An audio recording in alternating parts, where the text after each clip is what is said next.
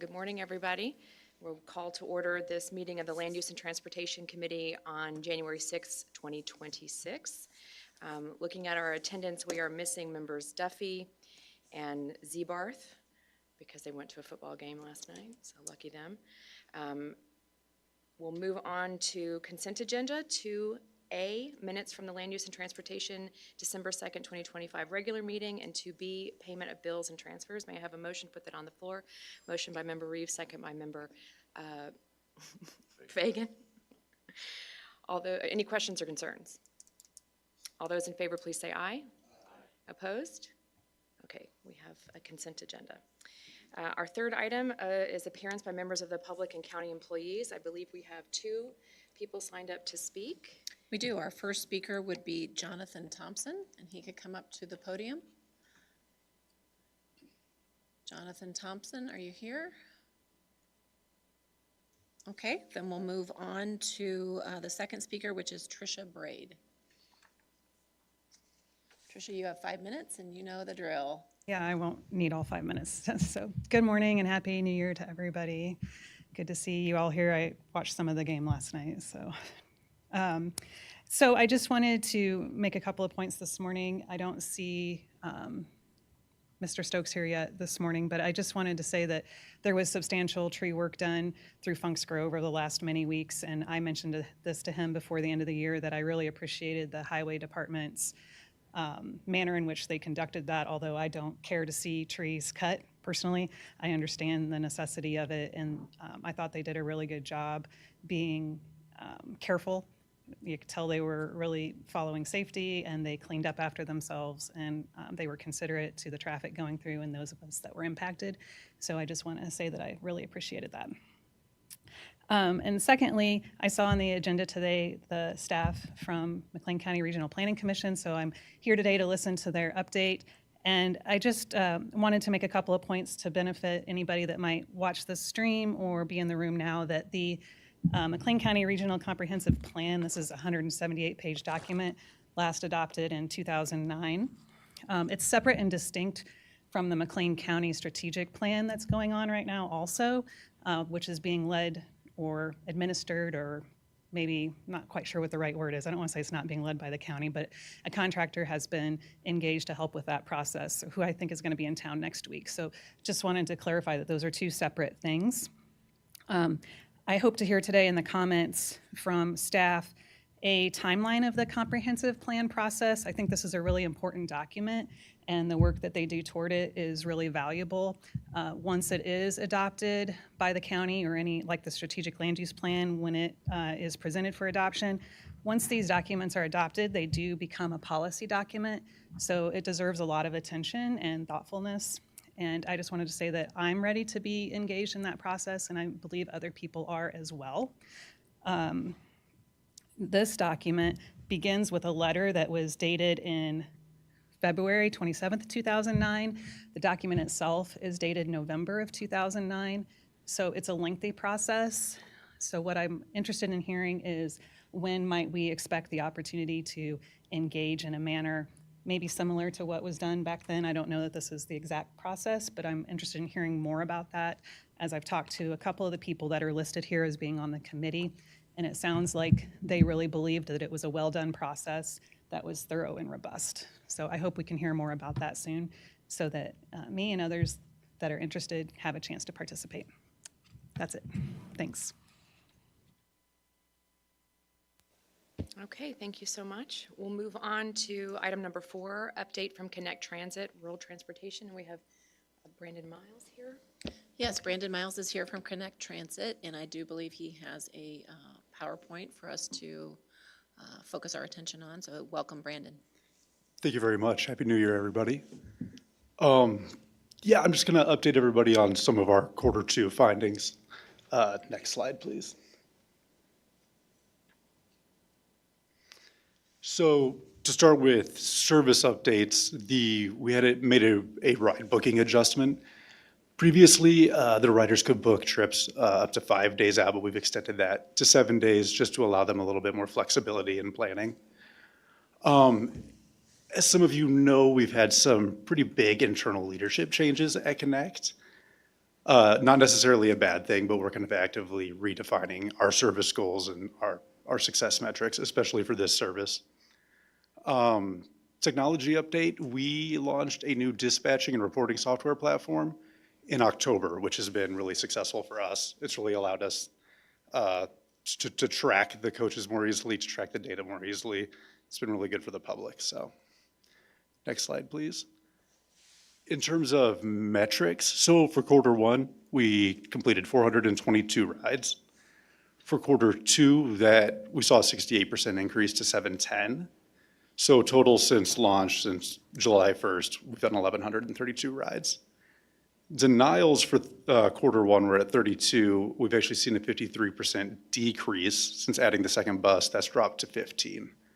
So we're happy with those numbers. Oh, that's okay. In terms of trips per community, during the first quarter, the top three were Leroy, Lexington, and Hayworth. Danvers has now worked its way up there into the number 3 slot. And 4 new communities were added in quarter two that were not serviced in quarter one. Next slide, please. Fair implementation. So as you guys know, our initial plan for the fair, we were going to begin collection J1, so this week. We have decided to delay that until July 1st of this year at the earliest for a few reasons. We already have a fleet-wide scheduled hardware and software implementation process for the fixed route and for Connect Mobility.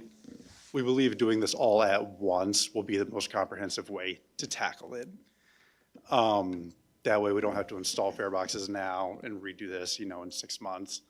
Also, it'll give us a little bit more time to inform the public, make sure they're comfortable with the fares, that they know it's coming, just to give us a little bit more opportunity to do some community engagement. Does anybody have any questions on this? I'd be happy to talk about it. I guess I have a question that might be tertiary to this. When you were here last time, you were talking about some state legislation that you were hoping, and I have had a hard time keeping track of the last minute changes to that bill. Sure. Could you, if this is relevant in this point, has that gone the way you wanted it to? Yes, it has. I don't have all of the details of it in front of me. I'd be happy to talk with you about it at some point. But yeah, that reimbursement is going the way we wanted it to. Yeah. Hopefully that answers that. Any other questions on that? Excuse me, I have a question. On the denials, is there a common theme for the most part for the reason, or is it just random things? Great question. The reason we would ever deny a trip would just be because we don't have the availability with a bus. With the 2 operating the service, if one bus is out in Leroy and somebody wants it at that moment, we don't have a vehicle available.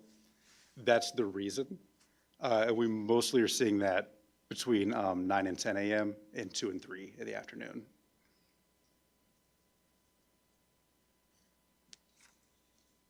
All right, next slide, please. Cross-county coordination. So this is a proposal I have given to IDOT, and we're kind of working with the neighboring counties on this. Getting people across county lines, there isn't really a defined, best practiced way yet.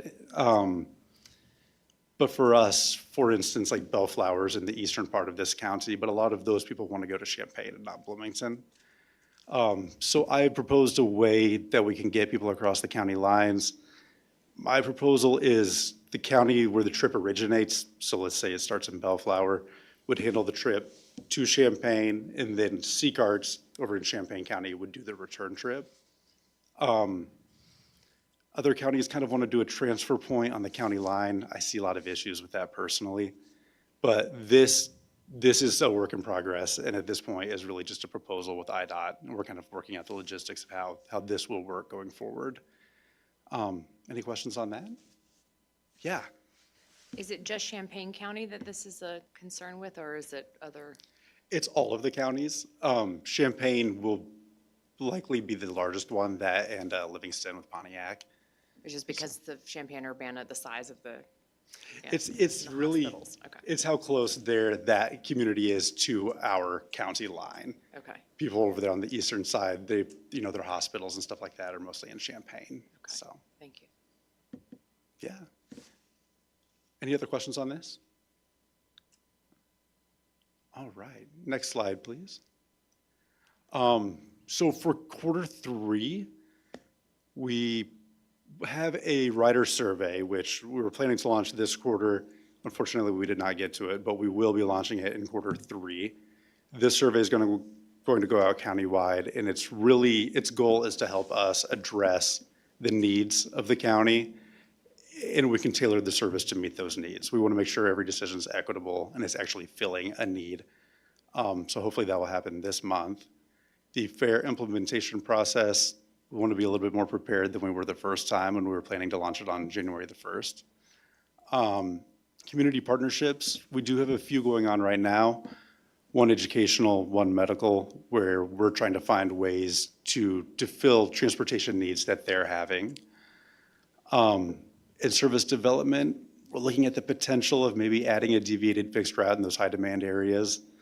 But a lot of those adjustments will be decided upon based on the rider survey as well, in conjunction with the data that we're gathering.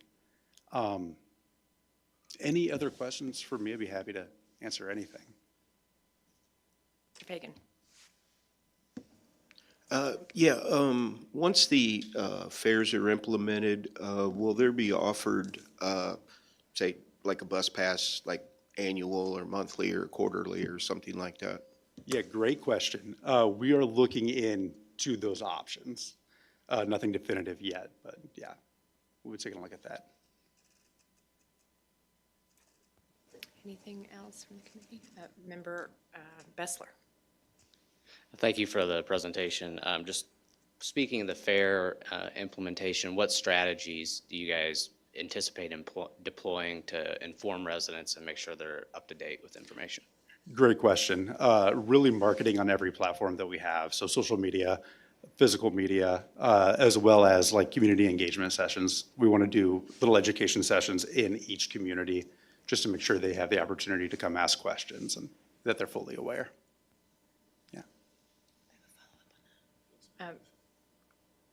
Cassie Taylor. So if I understand correctly, you have reached out to the Rural Mayors Association to engage with them as well so that you could be using some of their platforms for education and communication. Is that correct? Thank you. That is correct. Yes. Member Reeves. Could you explain what a deviated fixed route is? Absolutely. So it would be a route that's on a defined path, but there would be enough time built into it to deviate. So if somebody doesn't live directly along that path, but they're kind of adjacent to it, we could have the opportunity to deviate, pick up that individual, and continue on rather than just bypass them on the set path. Member Reeves. How do you think emerging technology like Waymo and robotaxi will affect this going forward? Hard to tell. Yeah, I'm not really sure I have an answer for you at this moment. Okay, I got a second question. So during the last snowfall, I took my boys and we rode from Walmart downtown. And it's no big deal for me. I can get around anywhere. But I was kind of, I got several photos on my phone, kind of unimpressed with particularly the lady in front of me, elderly, a little path cut, walking downtown. All the snow was plowed up over the handicap ramps. Sure. Can't we do a better job for the people that are using that need that service? Because it was really heartbreaking for me as we were riding back on College and Blair to see this elderly lady get out of the bus with her walker and to walk into 6 inches of snow and go and shuffle her feet. And I was thinking about the implications if she slips and falls. She's already got enough issues. She doesn't need that on top of it. Yeah, in terms of infrastructure and snow removal, I mean, we very much agree with that. Our service techs, I'm not sure this is 100% correct, but we do removal in the shelters, but I believe that the town and the city mostly do the sidewalks. Is that correct? I think so, yeah. But I do agree with that sentiment, yeah. So the interaction point then, if you do the shelters and they do the sidewalks, there's not always we're talking about the interchange between the sidewalk and the street, right? Sure, okay. Yeah, oh, Right? yeah, You see, yeah. so the pile might be between where the person gets off the bus, Yeah, between them and the sidewalk. So I guess the question is, at bus stops, who Yeah. is in charge of the space between the sidewalk and the road? Thank you for Is anybody clarifying in that. charge of that? we do, so where we have those landing pads that they're like a curb cut, we do clear those. Okay. So, yeah. But maybe just not in this case or not fast enough. And not every single stop has one, Okay. which is unfortunate. We wish it did. That'd be fantastic, but. Does anyone else have any questions? Thank you, Mr. Miles. Hey, Appreciate thank you, guys. the report. Okay, we'll move on to departmental matters. 5A, Jerry Stokes is not here with us today. We have his trustee number 2, Lou Coulihan. And we have 2 items for action. 5A1A, request approval of a resolution for the December 18th, 2025 construction project and material letting. May I get a motion to put that on the floor? A motion by member Leffler, second by member Reeves. Yes, thank you. So the first part of this is the Hudson West Road reconstruction project. H.J. Epple was the low bidder on it, and it's the 2 miles west of Hudson from Ropp Road to just west of I-39. So they're wanting to get going here 1st of March, weather permitting. So we're looking forward to that. And then the other part of this letting was the materials letting, which is for us to get annual prices on various rocks and everything for culvert replacements and riprap projects and ag shoulders. So I'd be happy to answer any questions on this. Does anyone have any questions about this item? Okay, seeing none, we'll be voting on 5A1A, request approval of a resolution for letting, for the December 18, 2025 construction project and material letting. All those in favor? Opposed? Okay, that passes unanimously. We'll move on to 5A1B, request approval of engineering services agreement with Lewis, Yaki, and Brown Incorporated. I get a motion by member Reeves, second by member Leffler. So yes, this is our annual agreement with Lewis, Yaki, and Brown to do various miscellaneous surveying services for us, primarily resetting section corners on our hot mix paving jobs that we do. We're scheduled to do 5 paving jobs this year, so yeah, that's about it for them. Questions? I remember Besterly had questions by email. That was answered for you? Okay. All right. Okay. We will be voting on 5A1B, request approval of engineering services agreement with Lewis, Yaki, and Brown Incorporated. All those in favor, please say aye. Aye. Opposed? Okay, that passes unanimously. And we'll be moving on to your other items. So, yes, I have a few comments now from Ms. Braid. We appreciate the comment about the tree removal. Our guys take really special care, and I'll pass that along as far as the work that they do. It's an annual tree trimming process that we have to go through just to maintain our roads and get the ag equipment through is what we try to do. But anyway, so I appreciate the comment on that. And then we also received comment on Ireland Grove out by Cornerstone. We are looking into, that is on our 5-year plan to upgrade that road. So we're trying to address that as well. Just for the committee, there was an email request in this last snowfall concerning the space by Cornerstone and on Ireland Grove.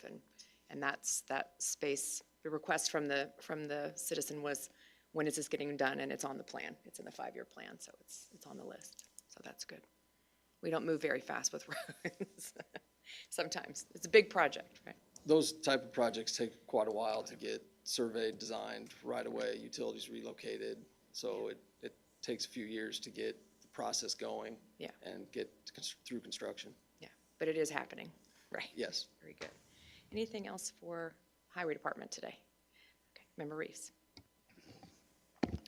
During this last snowstorm, I took a ride, and I want to thank Mr. McKinney for taking me with him, but I would encourage you, if you haven't, to take a ride in a 50,000-pound snowmobile. That was pretty impressive. I couldn't see anything. There was snow coming over the cab. It was awesome, but it was great to see how they implement, how they refuel, how they restock, and the hours they're putting in. So appreciate you guys letting me do that, and Mr. McKinney for taking me. Yes, thank you. And like I said before, our guys are great and they work really hard, especially this time of year. So we are thankful for our staff. Hopefully we'll have a reprieve for a little while. We had a lot real early, but anything else? Thank you so much, Mr. Houlihan. We'll move on to 5B. Phil Dick, we have 2 items today from Building and Zoning. The first, 5B1A, request approval of a 3-year solid waste program agreement between the Ecology Action Center, McLean County, the City of Bloomington, and the Town of Normal. May I get a motion to put that on the floor? Motion by Member Leffler, second by Member Fagan. Michael Brown is here to present that case, and he wrote the memo introducing that intergovernmental agreement. Okay, thank you so much, Mr. Brown. You're welcome to come and sit wherever in the front.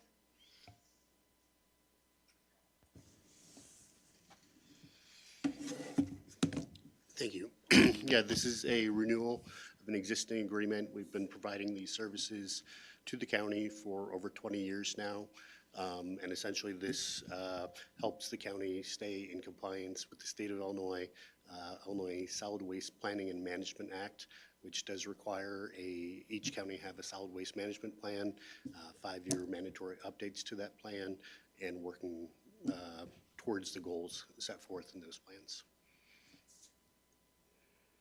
Does anyone have any questions for Mr. Brown? Go ahead, Mr. Bessler.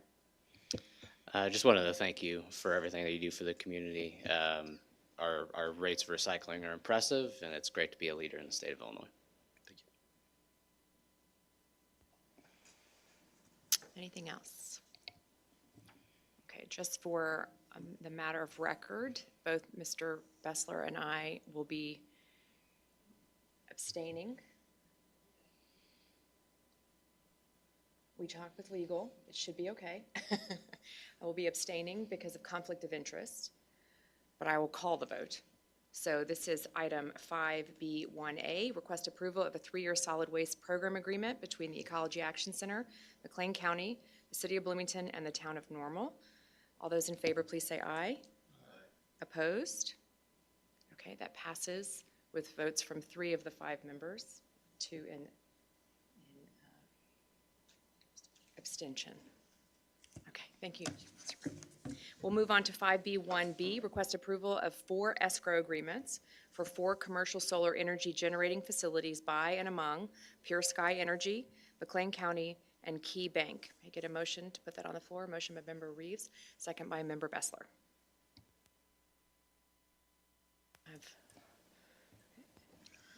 Anything? These are 4 different solar projects that went through public hearing and were approved by the county board in 2024. And it's a requirement that they have an escrow agreement before they actually get a construction permit occupancy. So they're wanting to come through the process, and the state's attorney's office and I have reviewed these, and we find they meet our requirements and propose that they be approved. Anyone have any questions about these?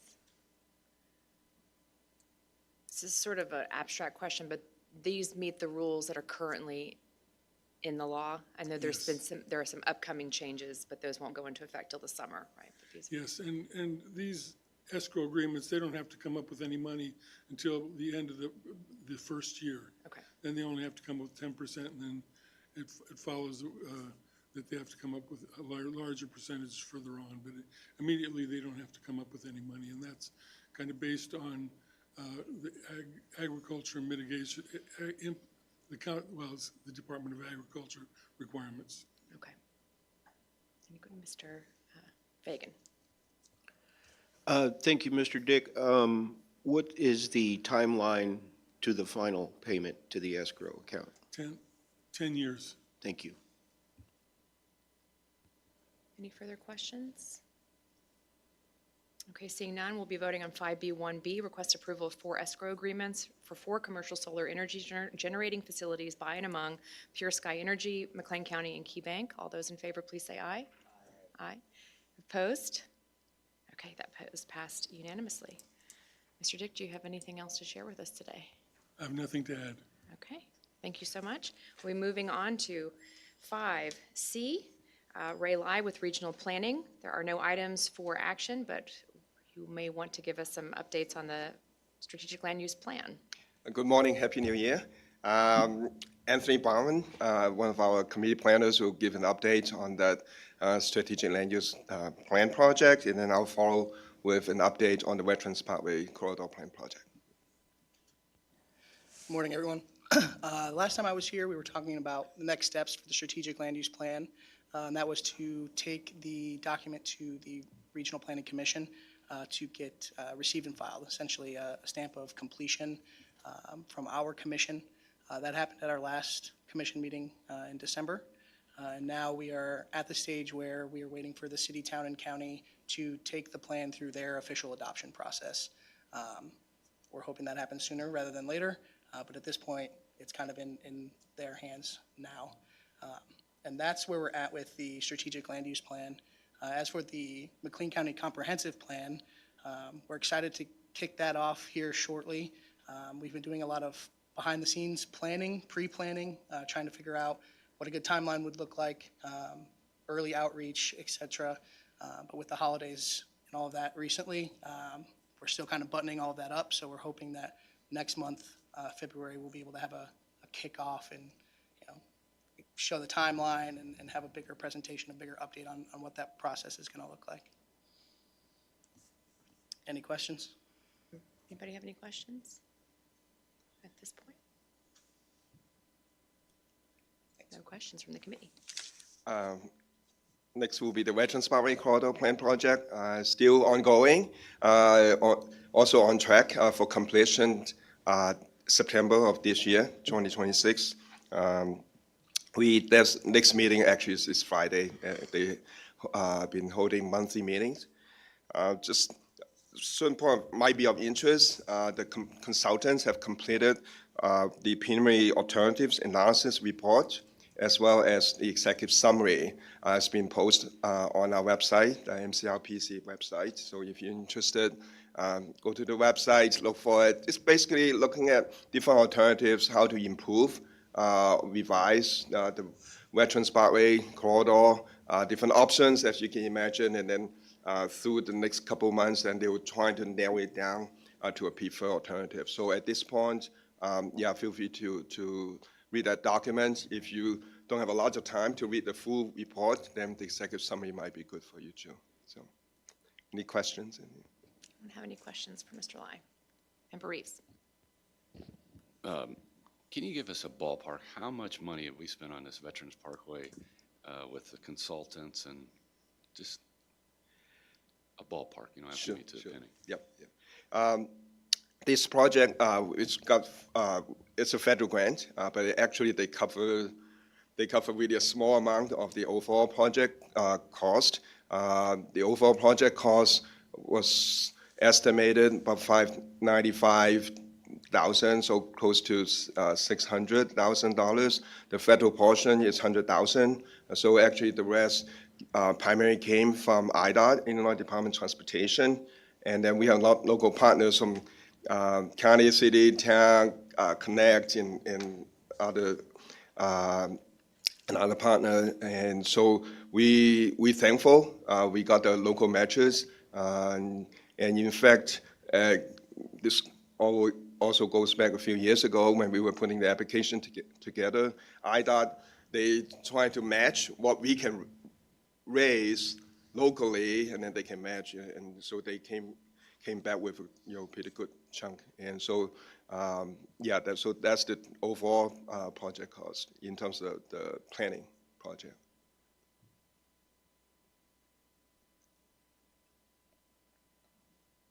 Anything further? Okay, thank you, Mr. Long. Okay, thank you. Appreciate it.